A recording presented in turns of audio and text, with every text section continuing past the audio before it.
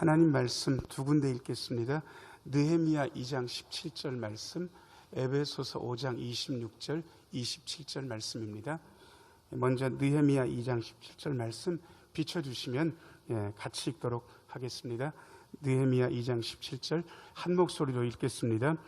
후에 그들에게 이르기를 우리가 당한 곤경을 너희도 보고 있는 바라. 예루살렘이 황폐하고 성문이 불탔으니 자 예루살렘 성을 건축하여 다시 수치를 당하지 말자 하고. 아멘. 에베소서 5장 26절 27절입니다. 화면에 나오니까 같이 읽도록 하겠습니다. 이는 곧 물로 씻어 말씀으로 깨끗하게 하사 거룩하게 하시고 자기 앞에 영광스러운 교회로 세우사 티나 주름 잡힌 것이나 이런 것들이 없이 거룩하고 흠이 없게 하려 하심이라. 아멘. 잠시 기도하고 하나님 말씀 듣습니다. 은혜로우신 주님, 이 시간 말씀하여 주시고 말씀 듣는 중에 주의 영이 우리의 심령 속에서 약동하는 시간 되게 하여 주옵소서. 주의 생명의 말씀이 성도들의 심령 속으로 거침없이 흐르게 하여 주옵소서. 예수님 이름으로 기도하옵나이다. 아멘. 2020년 신년주일에 예배자리에 나오신 모든 분들 하나님의 은혜 가득하기를 축원합니다. 잘 나오셨습니다. 오늘 신년주일이고요. 주보 한번 이렇게 보시겠어요? 지난주하고 이번 주하고 주보 색깔이 같습니까? 다릅니까? 지난주에는 녹색 톤이었다 그러면 이번에 보라색이라고 해야 되나요? 이런 톤으로 되어 있고요. 거기 앞에 보면 2020년 교회 표, 글자가 작으시다고 생각되는 앞에를 보시면 오른쪽 현순하게 표가 잘 나와 있습니다. 같이 한번 읽어보도록 하겠습니다. 시작. 말씀으로 새로워지는 대천 신흥교회. 말씀으로 새로워지는 교회가 2020년도 총회 주제인데 저희는 총회 주제에 맞춰서 교회들을 정하지만 우리 교회 정체성이 늘 있어야 되기 때문에 대천 신흥교회라는 말을 꼭 붙여서 저희가 만듭니다. 자, 한 번만 더 해보겠습니다. 말씀으로 새로워지는 대천 신흥교회. 사실은 이 총회 주제가 굉장히 고민의 소산이라는 것을 여러분들도 이해하셨으면 좋겠습니다. 새롭게 되어야 된다, 갱신되어야 한다, 뭔가 새로운 마음을 품어야 된다라는 말을 할 때는 지금 상태가 좋은 겁니까? 안 좋은 겁니다. 안 좋은 거예요. 이 안 좋은 거를 이미 몇 해 전부터 우리 교단이 느끼고 있고 우리 교회가 느끼고 있습니다. 문제인 건 분명한데 지금 문제가 더 심각해하면 나라 안도 그렇고 교회 안에서도 그렇고 서로 네가 문제다 이렇게 하고 있기 때문에 문제가 해결되지 않습니다. 어떤 공동체든지 내가 문제입니다 그러면 그 문제는 해결됩니다. 그런데 서로 나는 아무런 잘못이 없고 네가 문제다, 네가 문제다, 나는 아무 잘못이 없다, 네가 잘못됐다 이런 식으로 나아가게 되면 답이 없습니다. 그래서 요즘 젊은 세대는 답이 없다라는 네 글자도 귀찮은지 두 글자로 하는데 어떻게 하는지 아세요?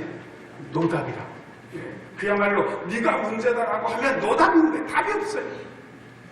이것은 교회가 이러저러한 문제를 가지고 있다 이런 얘기는 아닙니다. 요즘은 어떻게 얘기를 하면 교회 자체가 문제다 이렇게 얘기를 하기 때문에 문제가 더 심각합니다.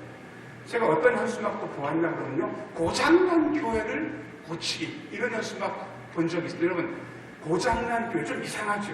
여러분, 물건이나 어떤 기계가 잘못되면 뭐라고 그럽니까? 고장났다라고 그러고요. 사람이 잘못되면 고장났다 그럽니까? 아프다 그럽니까? 아프다 그러는 거예요. 근데 교회를 별로 좋게 여기지 않는 거예요. 그러니까 세상에 교회가 잘못됐다고 얘기하면서 고장난 교회라고 아니요, 그런 말씀은 안 돼요. 제가 정확하게 읽어드릴게요. 자, 저를 따라서 해서 교회는 몹시 아픕니다. 몹시 아픈 교회. 이게 맞는 거예요. 여러분 왼쪽부터 오른쪽까지 이렇게 보니까 지금까지 지내오시면서 나는 한 번도 병원 간 적도 없고 약 먹은 적도 없고 주사 맞은 적도 없다, 난 아픈 적이 없다 하시는 분 손 한번 들어보세요. 있으세요? 없어요. 적어도 사람이 커가려고 하면 아플 때도 있고 몹시 아플 때도 있고 수술할 때도 있고 병에 걸려가지고 어려울 때도 있었어요. 교회도 마찬가지예요. 사람들이 모인 공동체이기 때문에 교회는 고장나는 것이 아니라 때때로 아프고 그럴 때가 몹시 아플 때도 있는 거예요. 몹시 아픈 교회. 그렇게 해야 교회를 애정 있게 보는 것 아니겠습니까? 자, 한 번만 더 해볼게요. 교회는 몹시 아픕니다. 네, 몹시 아파요. 그래서 진단도 제대로 하고 처방도 제대로 해야 돼요. 진단이 처방보다 훨씬 더 중요합니다. 제가 아는 목사님 한 분이 자꾸 허리가 아파요. 그래서 종일께 가가지고 사진 찍었는데 이상이 없다는 거, 아마 염증일 거예요. 진통제랑 소염제 같은 거 처방해 드릴 테니까 드셔보세요. 해서 소염제도 처방받고 진통제도 먹으니까 더 괜찮은 것 같아요. 그런데 시간이 지나면 지날수록 자꾸 아파요. 병원 가서 약 먹어도 소용이 없어서 큰 병원 가가지고 MRI를 찍었는데 세상에 어떻게 진단이 나왔냐 그러면 허리가 아픈 게 아니고 이분이 신장, 콩팥이 아픈 거예요. 여러분, 신장이 아프면 신장이 옆구리 쪽 뒤쪽에 가까이 위치해 있어요. 그러니까 신장이 아프면 허리가 아픈 걸로 오해되는 거예요. 이분은 그냥 단순히 허리가 아팠는데 뼈에 이상이 있는 게 아니고 신장이 아픈 거예요. 그래서 그 신장을 치료하니까 허리의 통증이 없어집니다. 교회도 마찬가지예요. 교회의 문제에 대해서 진단을 잘못하면 처방이 엉뚱하게 나와요. 여러분, 교회의 문제를 진단하는데 목사이든 여러분들의 눈 가지고 진단할 수 있다고 착각하시면 안 될 것 같습니다. 우리의 눈은, 죄송합니다, 어떤 분이 설거지를 하는데 그릇을 자꾸 깨고 뭘 만들면 잘 못 만드는 손은 무슨 손이라고 하는지 아세요? 예, 죄송합니다. 이런 표현에서 똥손이라 그래요. 예, 여러분, 목사 눈도 그렇고 여러분들 눈도 죄송합니다. 거의 똥눈에서 별로 지나지 않습니다. 우리가 뭐 그렇게 잘 보겠습니까? 그래서 여러분, 제대로 진단하기 위해서 제가 진단도구 하나를 여러분들한테 보여드리려고 합니다. 자, 여러분, 이 책이 무슨 책입니까? 네, 큰 소리 얘기해봐요. 뭐, 예, 여기 앞에 있어요. 무슨 책? 두껍습니까? 얇습니까? 예, 이걸 두껍다고 얘기하면 정목사 설교를 잘 안 들은 분이에요. 자, 저를 따라서 하세요. 성경책은 무지하게 얇은 책이다. 예, 여러분, 목사님, 강단에 서서 왜 거짓말 하냐고 그렇게 얘기하실 게 아닙니다. 여러분, 1년어치 신문만 모아보세요. 두께가 어마어마해요. 근데 이 성경책은 원역사 빼고 아브라함부터 예수님까지 2000년의 역사가 여기 담겨 있는데 여기 2000년의 역사가 여기에 들어가 있다면 이게 두껍다고 얘기해야 됩니까? 얇다고 얘기해야 됩니까? 얇은 게 맞아요. 그리고 얇다고 해야 읽을 마음이 생기지 두껍다고 그러고 언제 이걸 읽고 앉았겠습니까? 그러니까 제가 진실을 일러드리는 거니까 여러분 앞으로는 오해하시면 안 됩니다. 성경책은 대단히 얇은 책이다. 예, 대단히 얇은 책. 그런데 이 대단히 얇은 책 안에 교회를 진단하는 말씀이 들어가 있는 거예요. 이 성경 말씀 가지고 교회를 진단하고 교회의 처방을 내릴 수 있습니다. 오늘 읽은 말씀은 느헤미야서의 말씀하고 에베소서의 말씀입니다. 느헤미야는 예루살렘이 다 멸망한 이후에 포로들이 귀환해서 성전을 겨우 재건했습니다. 그런데 아직까지도 성벽이 허물어져 있는 것을 느헤미야가 못 견디는 거예요. 그래서 페르시아 왕의 호의를 힘입어서 예루살렘 총독으로 온 다음에 성벽을 재건하는 이야기가 느헤미야서에 나와 있습니다. 거기 보면 예루살렘 성이 황폐한 거 보면서 예루살렘 성의 문제를 얘기했는데 그 문제가 딱 교회의 문제입니다. 그리고 바울 사도의 에베소서 말씀을 보면 바울 사도가 옥중에서 쓴 옥중 서신인데 여기에 보면 에베소서는 교회에 대한 아름다운 이야기들이 잘 나와 있습니다. 그래서 교회는 어떻게 회복되는가 하는 이 중요한 얘기들이 나와 있거든요. 그래서 오늘 성경 말씀으로 진단하고 처방 내릴 수 있을 것 같습니다. 자, 첫 번째, 우리 현재 교회 상태가 어떤가? 자, 저를 따라서 하세요. 현재 교회는 몹시 아픕니다. 예, 이 몹시 아프다는 얘기를 느헤미야 2장 17절엔 아주 중요한 세 단어를 이야기하면서 얘기하고 있습니다. 느헤미야 2장 17절 같이 한번 읽어보겠습니다. 시작. 후에 그들에게 이르기를 우리가 당한 곤경은 너희도 보고 있는 바라.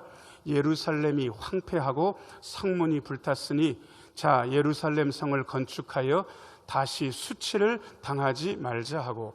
자, 여러분, 제가 어떤 단어는 약간 인터벌을 두고 조금은 세게 읽었습니다. 세 단어를 그렇게 읽었는데 눈치채셨으리라 생각되는데, 자, 두 번째 줄에 어떤 단어가 나와 있습니까?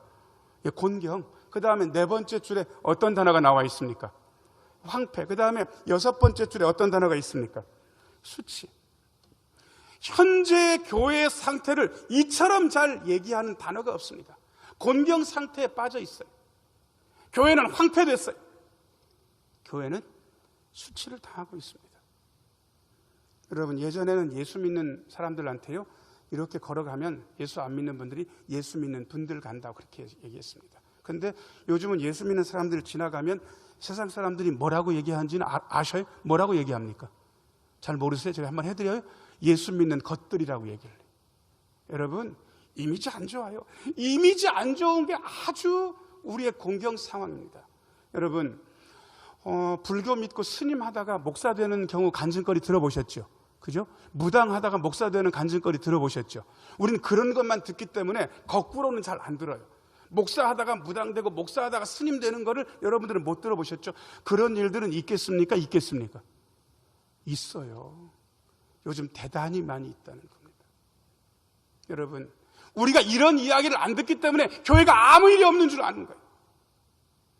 공경 상황에 빠져 있습니다. 이건 말고도요, 공경은 아주 큽니다. 여러분, 인구 절벽이라는 말 들어보셨어요? 인구 감소라고 그러고 안 그러고 요즘은 인구 절벽이라고 그래요. 결혼해도 아이를 안 낳습니다. 왜? 아이 둘이 편하게 살면 되지 뭐. 어차피 나중에 늙으면 요양병원에서 가서 있는데 자식 있으나 없으나 똑같지 뭐. 예, 여러분 안 나요? 심지어 안 나는 게 문제가 아니라 여러분 비혼주의자란 말 들어보셨어요? 이건 결혼을 하겠다는 겁니까? 아예 안 하겠다는 겁니까? 아예 안 하겠다는 거예요. 결혼해야 사랑도 하고 애도 낳지. 결혼도 안 하면 실제 문제가 심각한 거예요.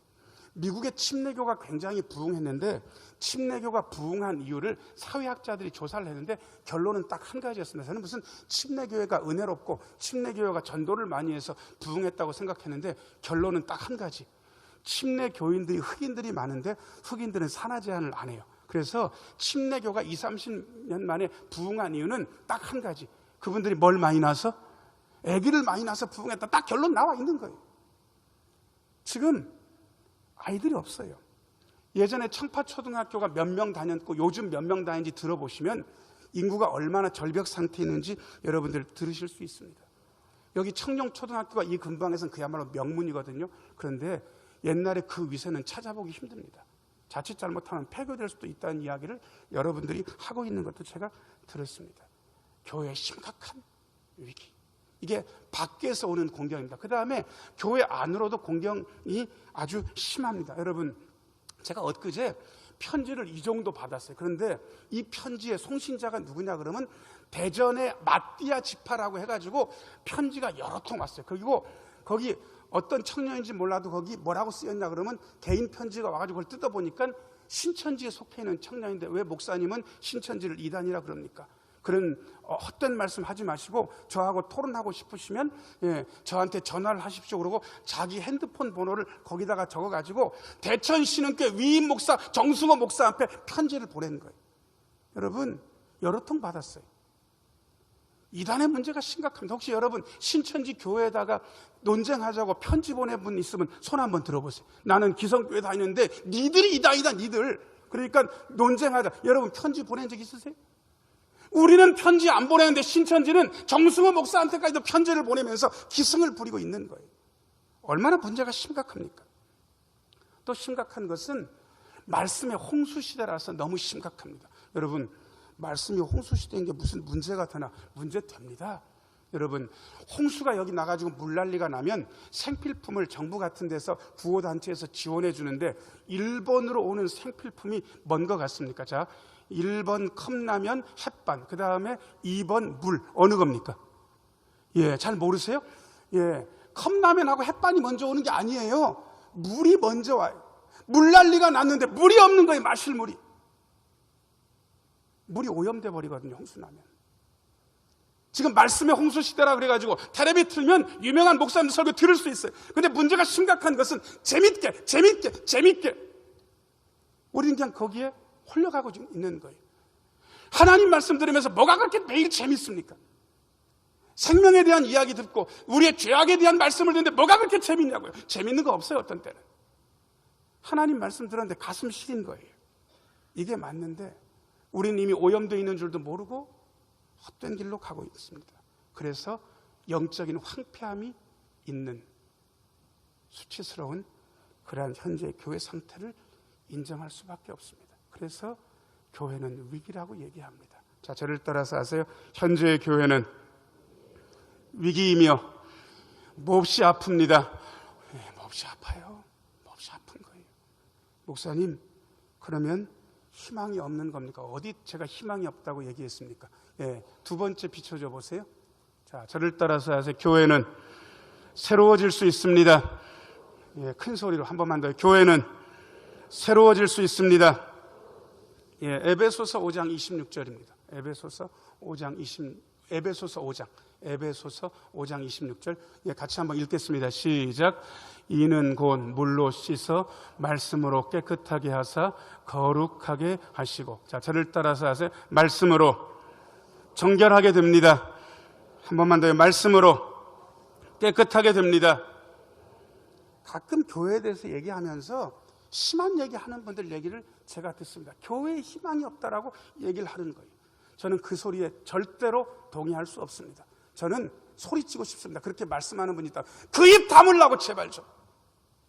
누가 교회에 희망이 없다고 얘기를 해요? 여러분, 틀린 얘기예요. 교회는 십자가와 부활을 얘기하는 공동체예요. 십자가는 죽음을 얘기하고 부활은 그 죽음에서 살아난다는 얘기를 하고 있는 거예요. 죽음에도 우리는 희망을 발견하는 사람이고 그런 메시지를 가진 공동체인데 왜 교회가 희망이 없어요? 그러니까 여러분, 혹시 어떤 사람들이 교회에 희망이 없다고 그러더라고요. 자, 저를 따라서 하세요. 그 입 다물라. 에이, 큰 소리로 그렇게 해서는 입 안 다물어요. 큰 소리로. 자, 저를 따라서 하세요. 그 입 다물라. 예, 그 입 다물라고 좀 그랬어요. 왜 교회에 희망이 없어요? 교회가 희망이 있지. 십자가 부활을 가지고 있는 공동체가 왜 희망이 없어요? 당연히 희망이 있는 것이지. 근데 많은 분들이 교회에 희망이 없다고 생각하고 예수를 믿긴 하는데 교회를 안 다녀요. 이유는 뭔지 아세요? 사람한테 실망을 많이 해서 그래요. 여러분, 목사가 죄인입니까? 죄인입니까? 왜 대답을 안 하세요? 목사가 죄인인데 죄인이라고 하면 안 돼요? 죄인은 죄인이라고 해야 되잖아요. 자, 큰 소리로 목사는 죄인이다. 예, 정목사도 죄인. 그럼 여러분들은 어떻습니까? 예, 자, 저를 따라서 나도 죄인이다. 예, 죄인은 구질구질하고 죄인은 연약하고 죄인은 완악해질 가능성이 많아요. 그러니까 어떤 죄인도 자세히 보면 실망스러운 거예요. 요즘 방송이 참 어려운 게 목사가 잘못하면 그 잘못을 왜 그렇게 길게 그리고 정확하게 방송을 하는지 모르겠어요. 아주 죽겠어요. 그렇게 한번 나가고 나면요, 사람들이 실망해요. 교회를 안 나와요. 여러분, 다시 묻겠습니다. 여러분, 예수님 보고 신앙생활 합니까? 사람 보고 신앙생활 합니까? 예, 큰 소리로. 자, 저를 따라서 하세요. 우리는 예수님 보고 신앙생활 합니다. 그런데 목사가 잘못돼서, 장로님, 권사님, 집사님이 잘못됐기 때문에 나 신앙생활 안 하겠다. 바른 교회로 가는 건 그나마 봐줄만 해요. 진짜 안 좋은 건 실제 신앙생활을 안 하는 거예요. 어떤 분들은 신앙생활은 하면서도 교회를 안 다니겠다고 하는 분들도 계신 것 같아요. 그런데 여러분, 현실 교회를 섬기지 않으면 믿음 생활 제대로 하기 어렵습니다. 키프리안이라는 분이요, 굉장히 유명한 얘기를 했습니다. 이분 이렇게 얘기를 했습니다. 교회를 어머니로 섬기지 않는 자는 하나님을 아버지라고 부를 자격이 없다. 저는 가끔 이 말씀을 외우면서 다닙니다. 자, 저를 따라서 하세요. 교회를 어머니로 모시지 않는 자는 하나님을 아버지라고 부를 자격이 없다. 현실 교회는 문제 있어요. 대천신흥교회도 문제 있을 거예요. 근데 중요한 것은 현실 교회를 어머니로 섬기지 않으면 하나님을 아버지라고 부를 자격이 없어요. 교회 안에서 신앙생활을 해야, 부족한 교회 안에서 신앙생활을 하지만 우리는 새롭게 될 수 있어요. 여러분 한 분 한 분이 대단히 중요합니다.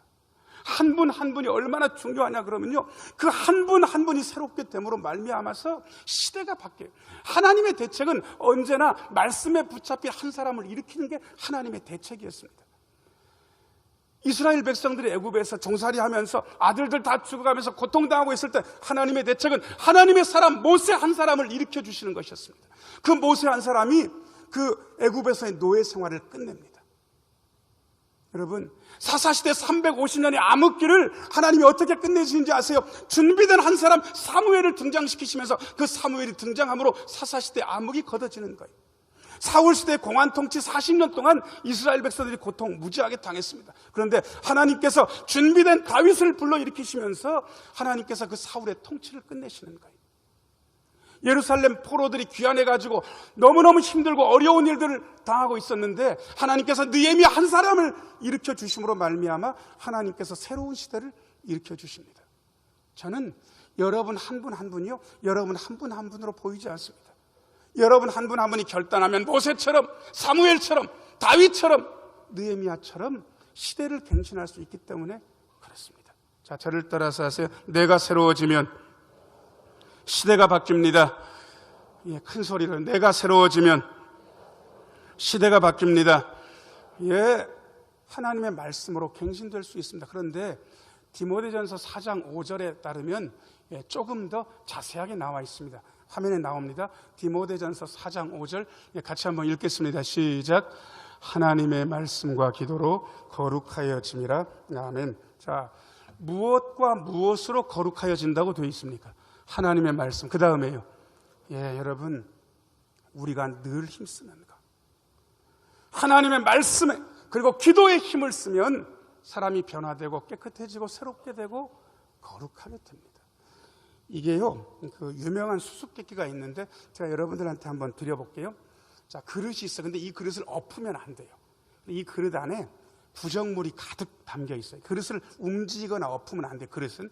자, 어떻게 이 부정물을 없애고 그 그릇 안에 깨끗한 물을 가득하게 할 수 있습니까? 자, 그릇을 엎으면 안 돼요. 자, 어떻게 하면 됩니까? 예, 여러분들이 아마 아실 거예요. 거기 위에다가 새 물을 계속 부으면 부정물이 계속 넘치면서 없어진 다음에 나중엔 부정물이 남아있습니까? 깨끗한 물이 남아있습니까? 깨끗한 물이 남아요. 여러분, 교회가 잘못됐다고 교회를 엎으면 안 돼요. 교회에다가 새로운 말씀의 물을 계속해서 부어넣는 거예요. 새로운 기도의 물을 계속해서 부어넣는 거예요. 그렇게 하면 시간은 걸리겠지만 교회는 말씀과 기도로 새로워지고 거룩하게 됩니다. 신흥교회는 그 길로 나아가는 것입니다. 자, 저를 따라서 하세요. 하나님의 말씀과 기도로 거룩하게 됩니다. 예, 우리 신흥교회가 새로워지는 교회, 그 방향으로 나아가고 있고요. 그 다음에 우리의 목표가 있습니다. 예, 세 번째. 자, 저를 따라서 하세요. 우리의 목표는 영광스러운 교회입니다. 예, 에베소서 5장 27절. 자, 27절. 예, 같이 한번 읽겠습니다. 시작. 자기 앞에 영광스러운 교회로 세우사 티나 주름 잡힌 것이나 이런 것들이 없이 거룩하고 흠이 없게 하려 하심이라. 아멘. 자, 두 번째 줄 보니까 어떤 교회요? 예, 큰 소리로 어떤 교회? 영광스러운 교회. 우리의 목표가 그렇다고요.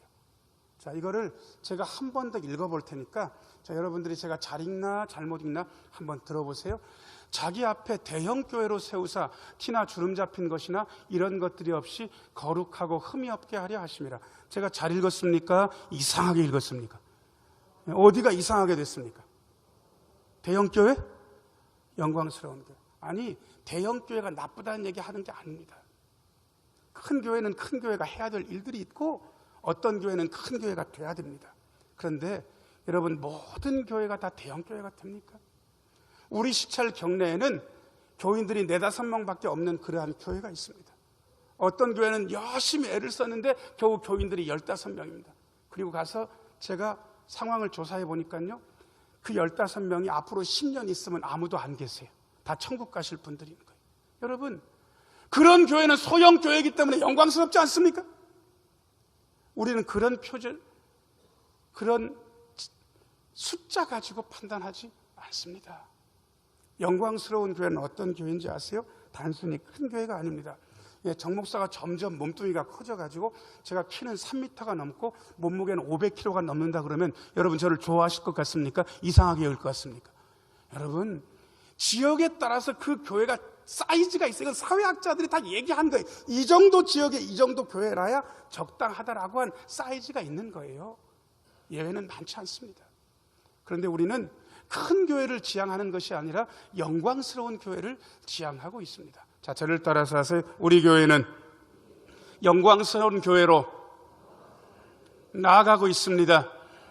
도대체 어떤 교회가 영광스러운가? 영광스러운 교회 앞에 4글자에 여러분 집중하시면 좋겠습니다. 그 4글자가 뭡니까? 자기 앞에, 하나님 앞에, 하나님 앞에. 하나님께서 칭찬하시는 교회면 교인 숫자가 5명이든지 15명이든지 30명이든지 영광스러운 교회.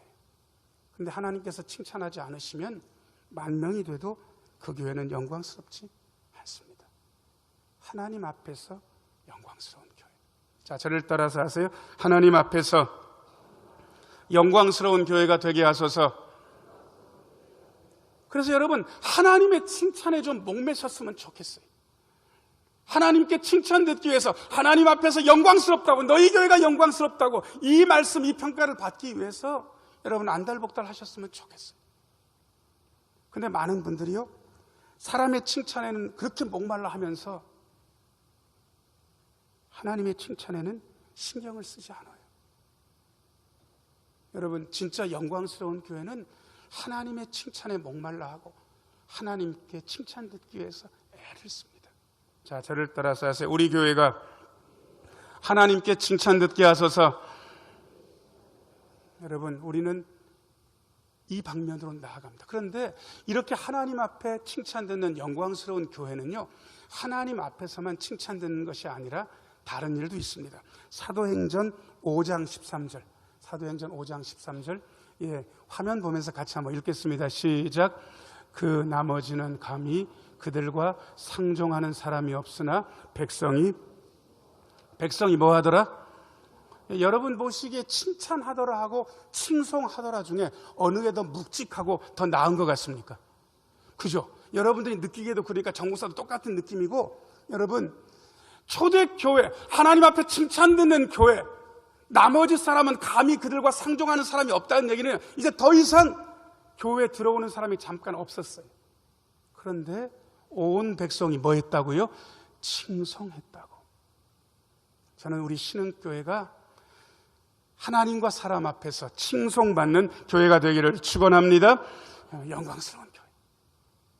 사랑하는 여러분, 현재의 교회는 곤경 상태, 황폐한 상태에 놓여 있는지 모르겠습니다. 그런데 우리는 말씀과 기도에 집중하며 새롭게 되는 그 교회를 향해 나아가고 있고, 우리는 영광스러운 교회를 목표로 나아가고 있습니다. 여러분, 이 길에 우리 같이 말씀과 기도에 집중하면서 이 영광스러운 교회로 나아가는 길에 전진하시기를 예수님의 이름으로 축원합니다. 기도하겠습니다.